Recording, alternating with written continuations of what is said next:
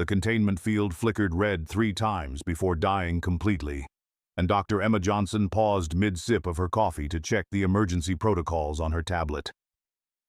Around her, the Xenobiology Research Station's corridors echoed with the thunder of running feet and panicked chittering in 17 different languages. But the evacuation checklist was refreshingly straightforward. Secure biological samples, backup data cores, activate emergency beacon, proceed to designated rally point. She was halfway through item 2 when her communicator exploded with static. A-Day! Mayday! Subject Omega-7 has breached primary containment. All personnel evacuate immediately. This is not a drill. Commander Thorne Volkov's voice crackled through the emergency channel, barely audible over what sounded like weapons fire. The Ravager is loose. Repeat, the planet killer is free. Emma frowned at her tablet, scrolling through the facility manifest. Subject Omega-7. There it was. Crystalline exoskeletal structure, approximately 12 feet in height. Origin, Kepler 442 system. Status, lone survivor. Threat assessment, extreme. Species. Classification, extinction event. The notation made her pause. She'd been stationed here for 6 months as part of the Terran Cultural Exchange Program, mostly filing reports and cataloging plant samples. But she'd never seen a threat assessment that stark. Usually they rated things like hostile, or dangerous, or requires specialized handling. Extinction event was new. Dr. Johnson. Volkov's voice burst through the comm again. Are you still in the facility? Respond immediately. She keyed her microphone. Still here, Commander. Just reviewing the evacuation protocols. Forget the protocols. Get to the emergency pods now. You're the only person left in that station. Emma looked around the empty corridor, noting the abandoned equipment and scattered personal belongings.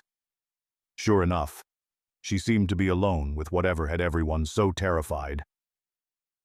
Through the observation deck's reinforced windows, she could see the sleek lines of the Zentorian cruiser, unyielding resolve, holding position a safe distance from the station. Weapons arrays already rotating into targeting position. Commander, she said, settling back into her chair and pulling up the creature's file. What exactly are we dealing with here? What are we? Volkov's voice pitched higher. Dr. Johnson, Omega-7 is responsible for the extinction of 14 separate species. It destroyed the entire Kepler 442 system.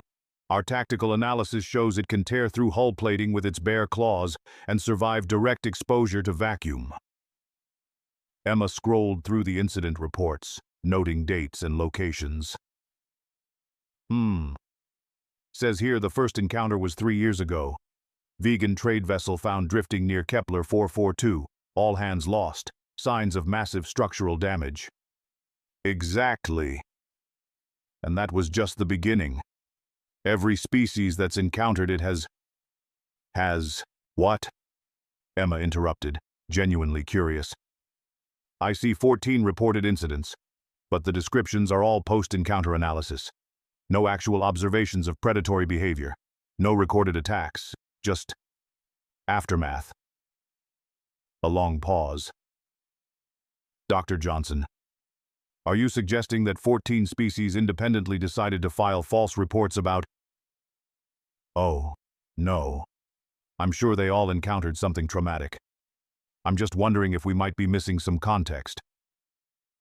She pulled up the station schematics, noting the red blinking dot that marked the creature's current location.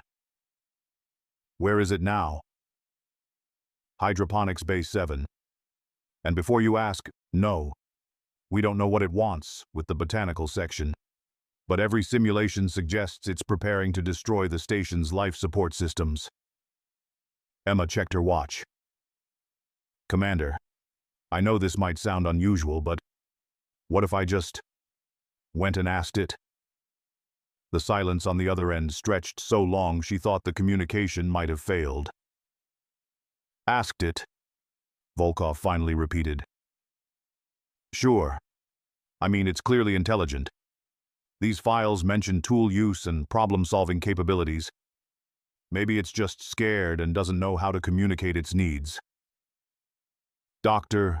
Johnson. Volkov's voice carried the careful patience of someone explaining something to a child. That creature has killed thousands of beings. It is not scared. It does not have needs beyond destruction. It is a weapon of mass extinction that somehow gained sentience. And right now, it is loose in your facility. Okay, Emma said, finishing her coffee and standing up. But I'm already here, and you're going to blow up the station anyway if I don't evacuate, right? So really, what's the worst that could happen? Another long pause. The orbital bombardment begins in 47 minutes. Perfect. That's plenty of time. Emma made her way through the station's corridors with the methodical patience she'd learned during her xenobiology training. The emergency lighting cast everything in a red glow, and her footsteps echoed oddly in the empty spaces, but the facility's life support was still running smoothly. Whatever Omega-7 was doing, it didn't seem to involve sabotage. She paused at each intersection to check her scanner, following the biosignature readings toward Hydroponics Bay 7. The creature's life signs were strong and steady, not the erratic patterns she'd expect from something in a killing frenzy. If anything, the readings suggested it was calm. The entrance to the hydroponics bay stood open, the automated doors apparently triggered by the creature's passage. Emma approached slowly, not out of fear but out of professional courtesy. First contact protocols were clear about sudden movements and perceived threats, even if this was technically a 16th contact situation. She peered around the doorframe and immediately understood why everyone was so terrified. The thing in the hydroponics bay was enormous, 12 feet tall as advertised, with a crystalline exoskeleton that caught and refracted the grow lights into prismatic rainbows across the walls. 6 limbs moved with fluid precision, each ending in what looked like sophisticated manipulator appendages rather than simple claws. Bioluminescent patterns pulsed slowly along its carapace in colors that had no human names. It was also quite clearly examining her tomato plants. Emma watched as one of the creature's appendages carefully supported a vine heavy with fruit, turning it to catch the light. The movements were gentle, almost reverent. When it noticed a wilted leaf, it delicately removed it and set it aside in what she recognized as her compost collection bin. "Well," she said quietly, "that's interesting." The creature froze instantly. Every bioluminescent pattern went dark, and its head turned toward her with mechanical precision. For a moment, they simply looked at each other across the hydroponics bay, 12 feet of crystalline death machine and one human woman in a lab coat, both perfectly still. Then the creature's light patterns returned, pulsing in what seemed like embarrassment. "It's okay," Emma said, stepping fully into the doorway with her hands clearly visible. "I'm not here to hurt you. I just wanted to see what you were doing." The creature tilted its head, a remarkably human gesture, and made a sound like wind chimes in a gentle breeze. The harmonics were complex, layered with mathematical relationships that suggested intelligence and intent. Emma smiled. "Yeah, they are pretty good tomatoes, aren't they? I've been working on that strain for months." Her communicator crackled. "Dr. Johnson, report your status immediately." She keyed the microphone without taking her eyes off the creature. "I'm fine, Commander. I'm in the hydroponics bay with our guest." "Our guest?" "That thing is not a guest. It's gardening," Emma interrupted. "Well, sort of. It seems very interested in the plant life here." The creature made another wind chime sound, this one with a questioning rise at the end. It gestured with one appendage toward the tomato plant, then toward Emma, then back to the plant. "You want to know about the growing process?" Emma asked. "Sure, I can show you." She approached slowly, noting how the creature shifted to give her space while maintaining visual contact. Not the behavior of a mindless predator, more like a curious researcher respecting personal boundaries. "See, these are earth plants," she explained, gently touching one of the tomato vines. "They need specific light wavelengths, soil nutrients, and water ratios to produce fruit. I've been adapting them to work in artificial growing conditions." The creature leaned closer, its light patterns brightening with what looked like interest. One appendage pointed to the nutrient delivery system, then made a series of rapid gestures. Emma frowned, trying to parse the meaning. "Are you asking about the chemical composition?" Another wind chime sound, this one with notes that almost sounded pleased. The creature moved to the monitoring console and began touching the display screen with remarkable delicacy. Numbers appeared, molecular formulas, pH readings, spectrum analyses. "Oh," Emma breathed. "Oh, you can read our systems." The creature turned to look at her, and for the first time, she got a good look at what everyone had been calling its face. Where she'd expected something alien and threatening, she found compound eyes that reflected intelligence, and something that looked remarkably like loneliness. Her communicator erupted again.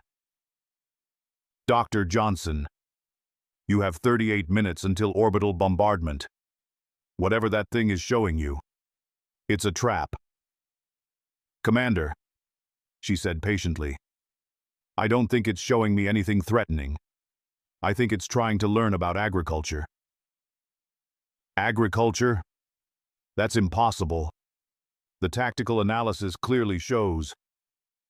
"What if the tactical analysis is wrong?"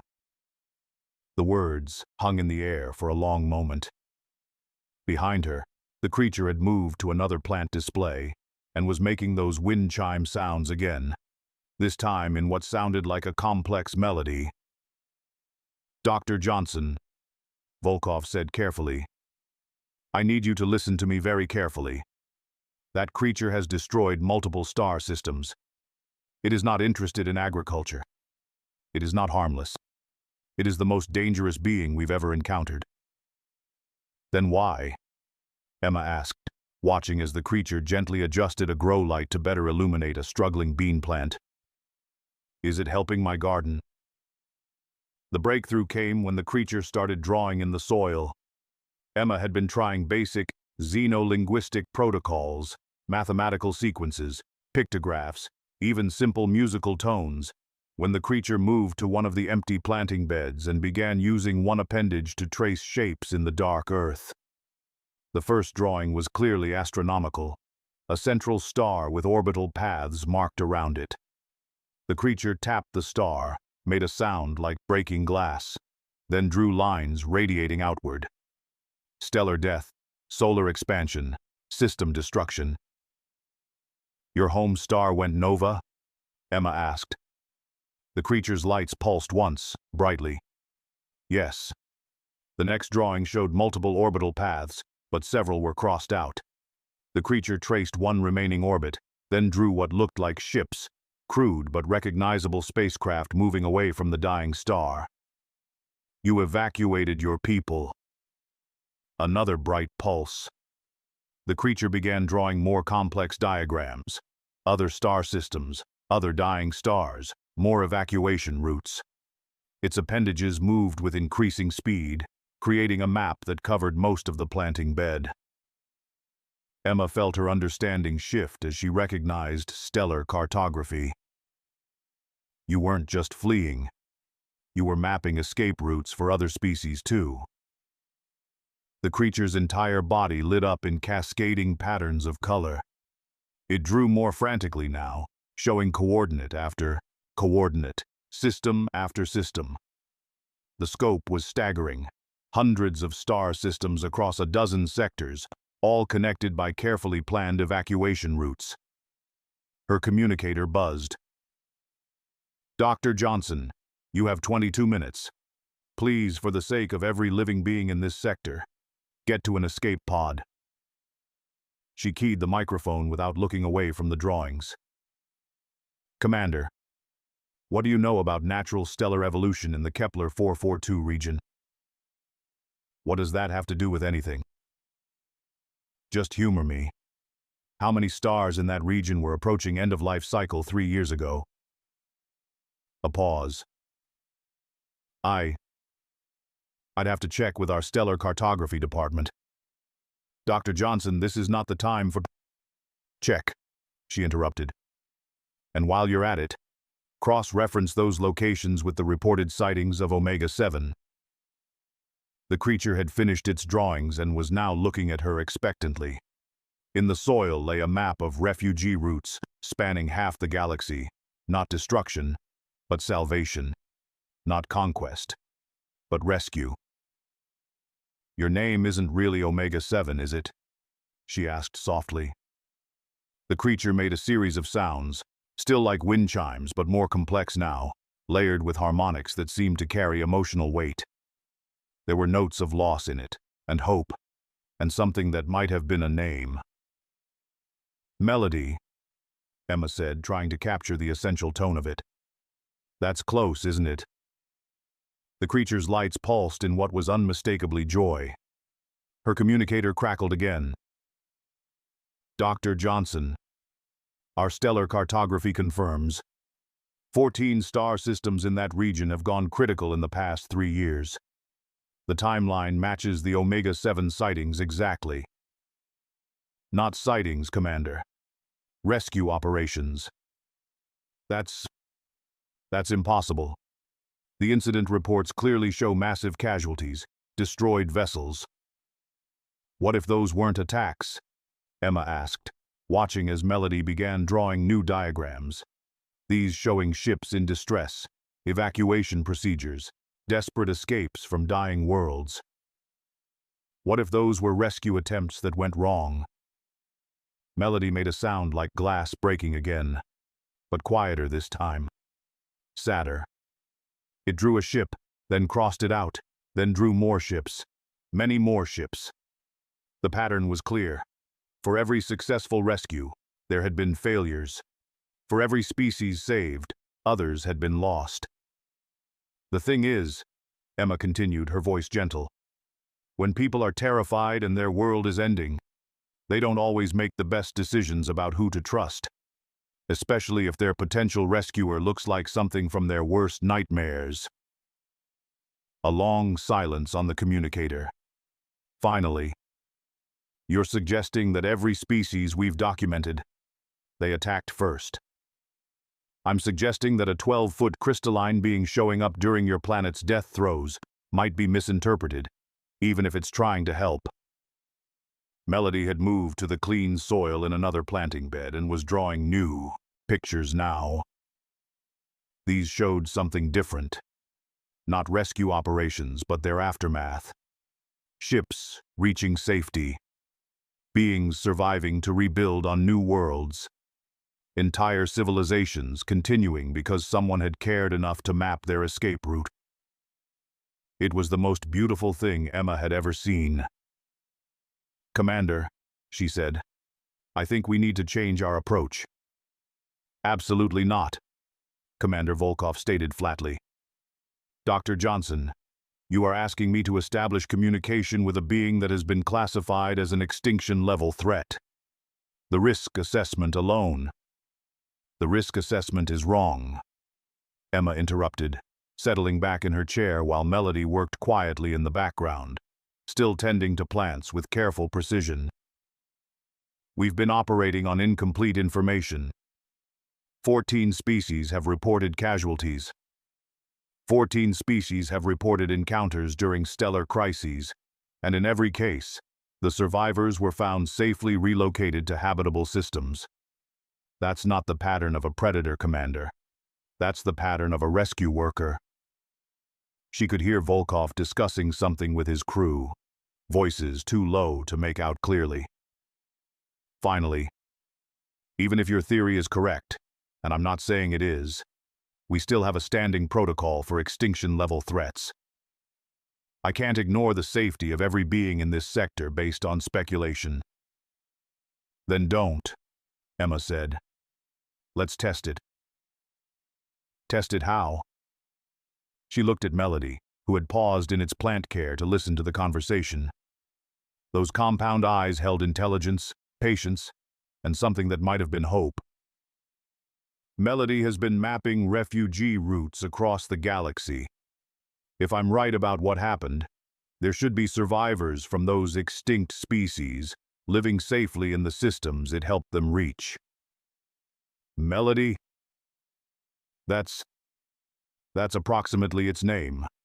The point is, we can verify the story, use the coordinates it's provided to contact the relocated populations, ask them what really happened.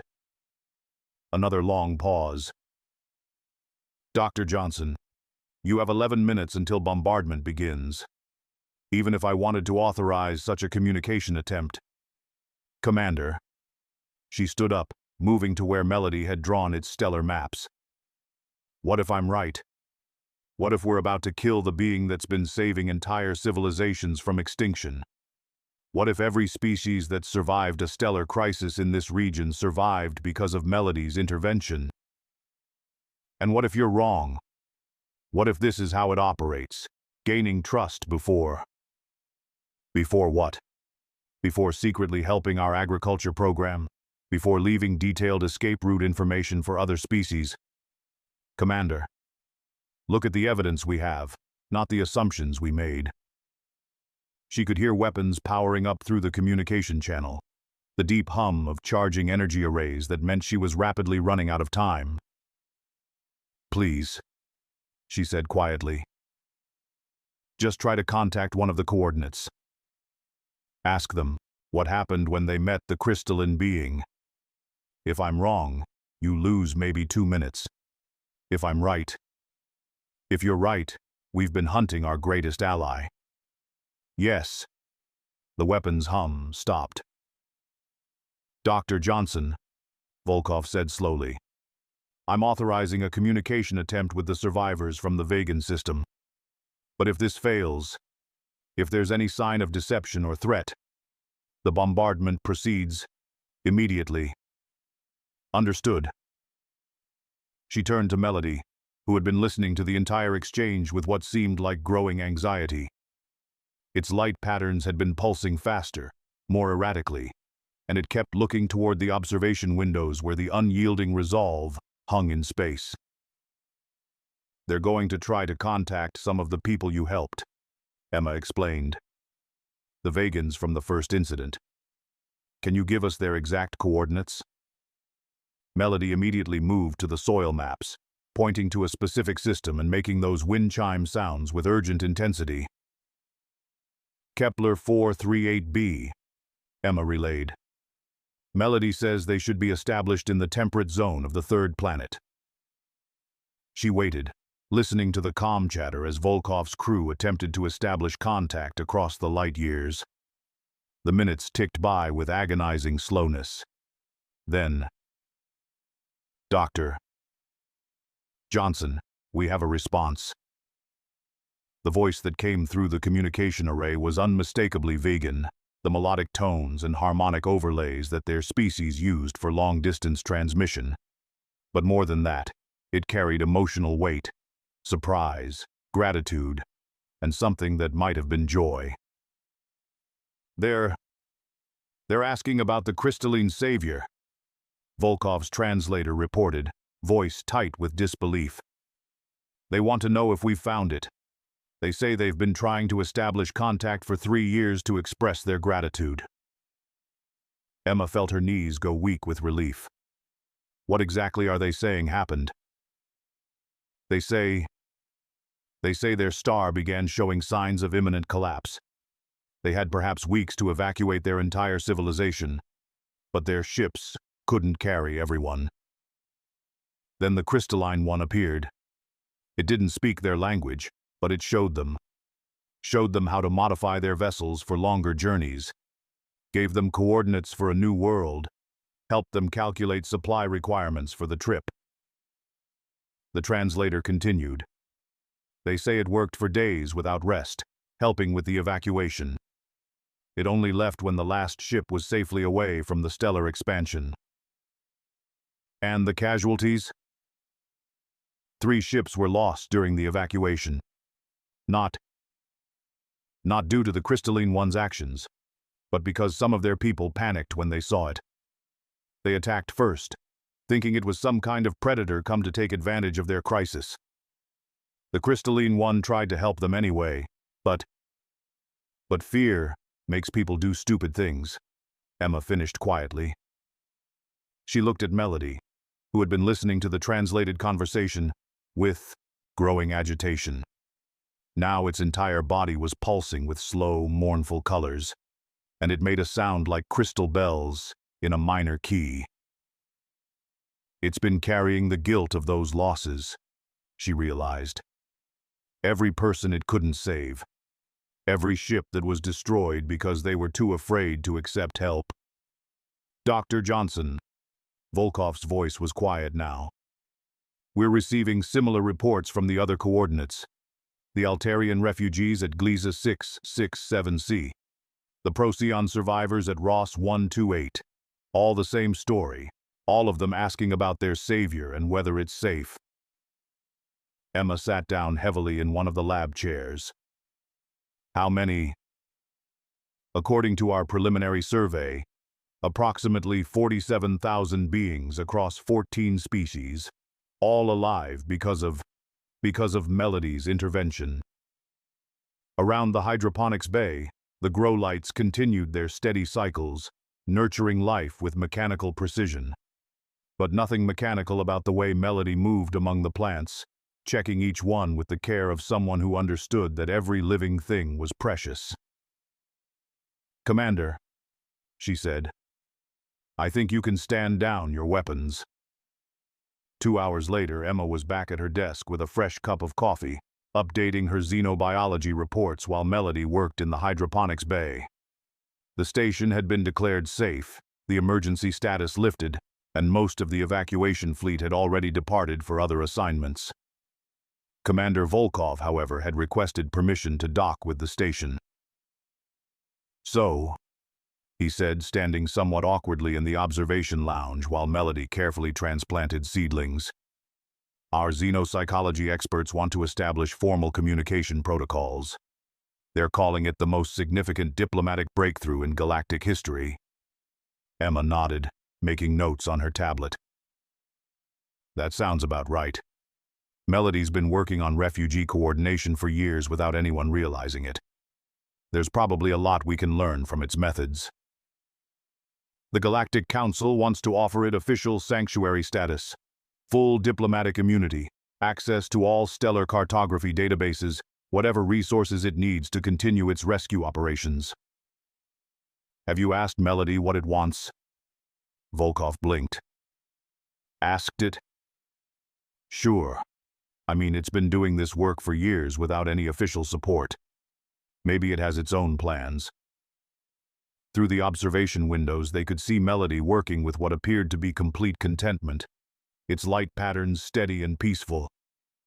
It had spent the afternoon learning about different plant species, carefully cataloging their growth requirements and optimal conditions. What do you think it wants? Volkov asked. Emma smiled, watching as Melody gently supported a drooping flower stem. I think it wants to help things grow. Her communicator chimed with an incoming message. Another xenobiology station requesting consultation on first contact protocols. Something about a hostile entity that had been found protecting endangered species in the Centauri system.